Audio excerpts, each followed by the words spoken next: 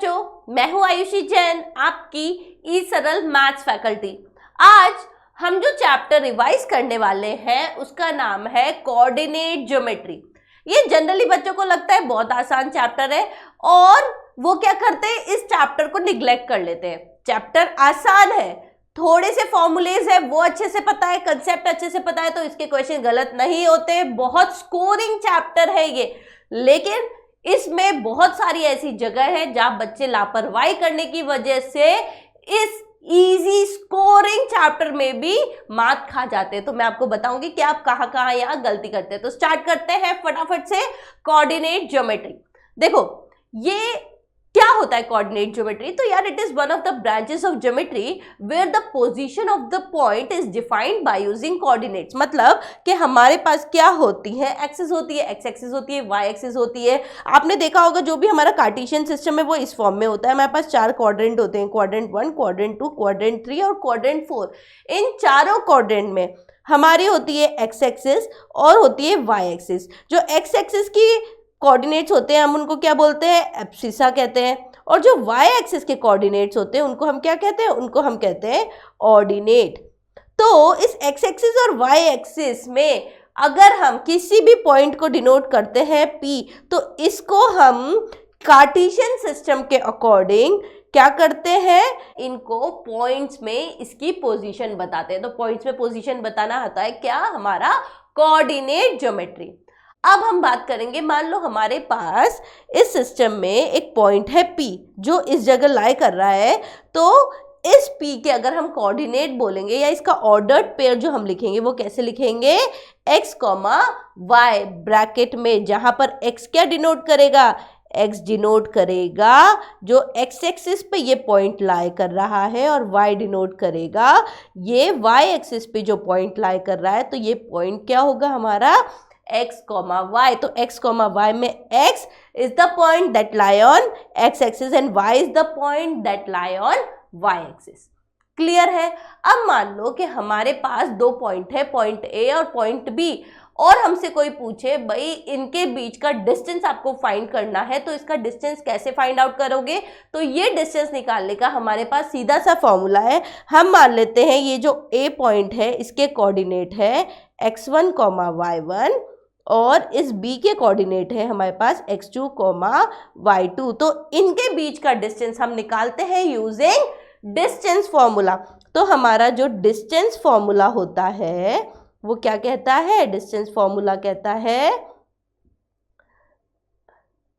Under root x2 minus x1 का whole square plus y2 minus y1 का whole square. ये होता है हमारा डिस्टेंस फॉर्मूला। याद कर लो, under root x2 minus x1 का whole square plus y2 minus y1 का होल स्क्वायर, जहां पे x और y क्या है, कोऑर्डिनेट्स है रेस्पेक्टिव पॉइंट्स के। ठीक है, क्लियर है, याद है फॉर्मूला। अब बात करते हैं, मान लो हमारे पास एक लाइन है उसमें 3 पॉइंट्स गिवन है। आपसे इस टाइप का क्वेश्चन जनरली पूछा जाता है कि आप ये बताओ कि ये पॉइंट्स जो है कोलिनियर है या नहीं है, या ये इस फॉर्म में पूछ लिया जाता है, ये बताओ कि क्या ये जो तीनों पॉइंट्स है ये एक ही लाइन पे लाई कर रहे हैं। तो इसको प्रूव करने का सीधा सा फॉर्मूला होता है, अगर हम AB का distance, measurement of AB plus measurement of BC निकालें और इसका जो मेजरमेंट है वो AC के बराबर आता है, इसका मतलब ये तीनों पॉइंट क्या है, ये तीनों पॉइंट कोलिनियर है।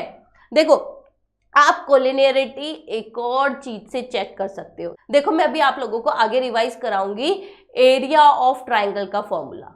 तो अगर आपके पास इसके तीनों के पॉइंट्स है, इसके मान लो x1, y1 है, इसके x2, y2 है और इसका x3, y3 है। तो भाई डिस्टेंस निकाल के तो आप निकाल ही सकते हो। एक और तरीका होता है कि आप इन तीनों कोऑर्डिनेट्स के जो पॉइंट्स है वो रख के एरिया ऑफ ट्राइंगल निकाल लो। अगर एरिया ऑफ ट्राइंगल 0 आता है इसका मतलब कि ये तीनों पॉइंट्स क्या होंगे, कोलिनियर। तो इसका दूसरा निकालने का तरीका है कि एरिया ऑफ ट्राइंगल का जो फॉर्मूला होता है, जो मैं अभी आपको आगे बताने वाली हूँ, उसमें रख के देख लो, अगर वो 0 आता है इसका मतलब ये तीनों पॉइंट कोलिनियर है।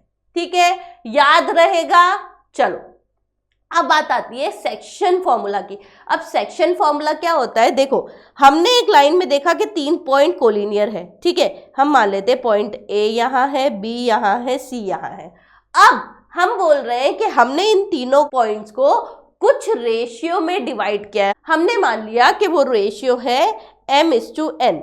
तो अगर ये जो बी पॉइंट है ये इस AC लाइन को m/n रेशियो में डिवाइड कर रहा है, तो सेक्शन फॉर्मूला, अगर इंटरनल डिवीजन है, मैं कह रही हूँ अंदर से डिवाइड कर रहा है, इसका मतलब जो फॉर्मूला हम लगाएंगे वो क्या लगाएंगे, इस कोऑर्डिनेट का। भाई ये पॉइंट हम कैसे निकालेंगे, हम पॉइंट निकालेंगे mx2 + nx1 अपॉन m+n, और y का कोऑर्डिनेट क्या आएगा, my2 + ny1 अपॉन m+n।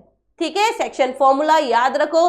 अगर रेशियो को इंटरनली डिवाइड कर रहा है तो फॉर्मूला है mx2 + nx1 अपॉन m+n और ny2 + ny1 upon m+n।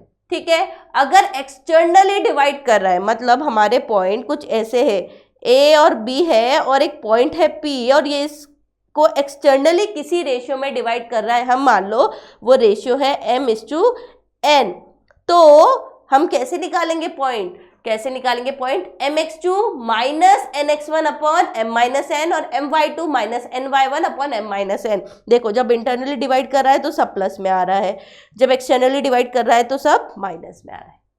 Clear है? चलिए अब बात करते हैं, देखो ट्राइंगल की। किसी भी ट्राइंगल की अगर हम बात करें और ट्राइंगल में हम बात करें मीडियन की, तो मीडियन क्या होती है, मीडियन वो लाइन होती है जो एक वर्टेक्स से जाती है और सामने वाली, भाई वर्टेक्स के सामने वाली साइड को क्या करती है, इक्वली डिवाइड करती है। तो median is the line joining the mid points of the side and opposite vertices.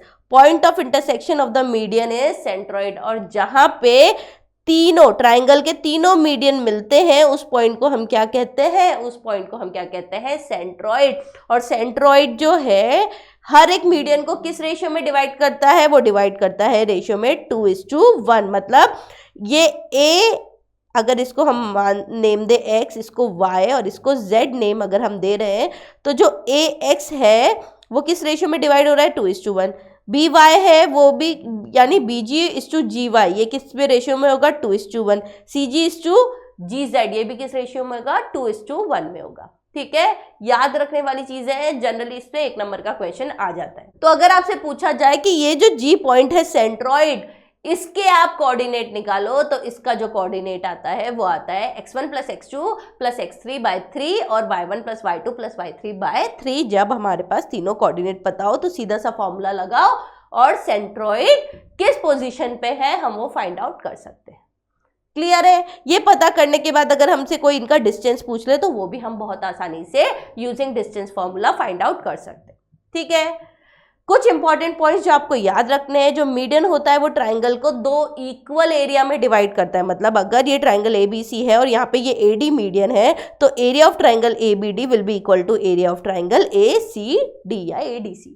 ठीक है, सिमिलरली एक और इम्पॉर्टेंट पॉइंट है कि एरिया ऑफ ट्राइंगल GAB, भाई area of triangle GAB equal to area of triangle GAC is equal to area of triangle GBC is equal to 1/3 area of triangle ABC। कहने का मतलब इस पूरे ट्राइंगल का area कितना होगा भाई, 3 टाइम्स होगा इस वाले ट्राइंगल के सिंगल एरिया के बराबर, या इसके, या बोलो कि ये वाला जो पार्ट है ट्राइंगल का, ये इस पूरे ट्राइंगल का कितना है, 1/3 है। एक और इम्पॉर्टेंट पॉइंट, जो सेंट्रॉइड है वो हमेशा ट्राइंगल के अंदर ही लाई करेगा, क्योंकि जो मीडियन है वो क्या करते हैं, वर्टेक्स से सामने वाली साइड को मिड पॉइंट पे डिवाइड करती है। तो याद रखना सेंट्रॉइड हमेशा ट्राइंगल के अंदर ही लाई करता है। अगर आपको भाई ये मिड पॉइंट है, मिड पॉइंट के अगर कोऑर्डिनेट निकालने को बोल दे तो हमारे पास मिड पॉइंट निकालने का भी फॉर्मूला होता है, वो होता है x1 + x2/2 और y1 + y2/2। ठीक है, तो इससे आप आपका मिड पॉइंट के भी कोऑर्डिनेट्स निकाल सकते हो। क्लियर है, समझ में आ गया? अब बच्चों आप सोचो, अगर यही चीज आपको बिल्कुल एंड टाइम पे, जहां आपको लग रहा है आप कुछ नहीं कर सकते, जहां पे आपको रिवीजन भी करना है, आपका सिलेबस भी कंप्लीट करना है, प्री बोर्ड की भी तैयारी करनी है, और अभी सब कुछ जो पढ़ा है वो एकदम पक्का भी करना है, कम टाइम में लग रहा है कि यार मुझसे हो पाएगा नहीं हो पाएगा, तो ये बिल्कुल पॉसिबल है। अगर यही सब चीजें आप और ज्यादा विजुअलाइजेशन के साथ देखो तो सोचो आपके दिमाग में वो चीज कितनी फिट होगी। तो इसी के लिए ई सरल लेकर आया है पढ़ो इंडिया कोर्स, जो अभी सिर्फ आपके एग्जाम के लिए बिल्कुल मिल रहा है एट अ प्राइस ऑफ ₹999, जिसमें आपको physics, chemistry, maths, biology, English, social science, olympiad materials. सोचो यार सिर्फ 999, मतलब अगर पर डे का मैं कॉस्ट निकालूं तो वो ₹3 से भी कम होगा। आप सोचो यार रोज ₹5 की मंच या लेस तो हम ऐसे ही खा लेते हैं, और ये तो हमारी पढ़ाई के लिए है, तो क्यों ना इसको लो। तो आप अभी एनरोल करो पढ़ो इंडिया के कोर्स में, जिसका प्राइस इतना मिनिमम है। आपको नीचे डिस्क्रिप्शन में लिंक उसका मिल जाएगा, ठीक है। अब बात करते हैं एरिया ऑफ ट्राइंगल की। तो अगर आपसे पूछे एरिया ऑफ ट्राइंगल कितना होता है, तो एरिया ऑफ ट्राइंगल का फॉर्मूला होता है हाफ x1 y2, भाई ये ब्रैकेट में है, half x1 y2 minus y3 plus x2 y3 minus y1 plus x3 y1 minus y2। ये याद रखना, अगर हमारे पास कोई भी ट्राइंगल है, इस ट्राइंगल में अगर हमें इन तीनों पॉइंट्स के कोऑर्डिनेट दे रखे हैं, इसका है x1 y1, इसका है x2 y2 और इसका है x3 y3, तो अगर आपसे इसका एरिया पूछा जाए तो आप डायरेक्ट फॉर्मूला रख सकते हो, half x1 bracket y2 minus y3 plus x2 y3 minus y1 plus x3 y1 minus y2। याद करने का तरीका देखो, हाफ आएगा, हाफ, फिर देखो x1 x का कोऑर्डिनेट ले रहे, y का 2 3, फिर x2 ले रहे 2 के बाद 3 1, फिर 3 ले रहे तो 3 1 2। याद रख लो, बस हो जाएगा आपका काम। मैंने आपको बताया था अगर आपको कोलिनियर प्रूफ करना है तो कोलिनियर के लिए अगर आपके पास 3 पॉइंट दिए हुए हैं तो आप एरिया ऑफ ट्राइंगल में वैल्यू डाल के इक्वल टू 0 कर लो। अगर ये इक्वल टू 0 आता है एरिया, इसका मतलब आपके पॉइंट्स कोलिनियर है, ठीक है। लास्ट बच गया था मिड पॉइंट फॉर्मूला। तो मिड पॉइंट फॉर्मूला का मैंने आपको पहले भी रिवाइज करा दिया, कितना होता है। अगर हमारे पास 2 पॉइंट है ए और बी, इसका मिड पॉइंट है आर, और आर के अगर हमें कोऑर्डिनेट निकालने हैं तो वो कैसे निकलेंगे, x1 प्लस x2/2 और y1 प्लस y2/2। क्लियर है। अगर आपने ये सारे पॉइंट्स याद रख लिए, कुछ भी नहीं छोड़ा, इसको अच्छे से पढ़ लिया, तो कोऑर्डिनेट ज्योमेट्री में भी आपके मार्क्स कहीं नहीं जाएंगे, ये भी आपका एकदम परफेक्ट हो जाएगा। और फास्ट रिवीजन करना है, एग्जाम में सिर्फ थोड़ी सी देर बाकी है, तो इसको 1.5x और 2x पे भी जरूर देख के फटाफट सारे फॉर्मूले रिवाइज कर लेना। Okay, thank you.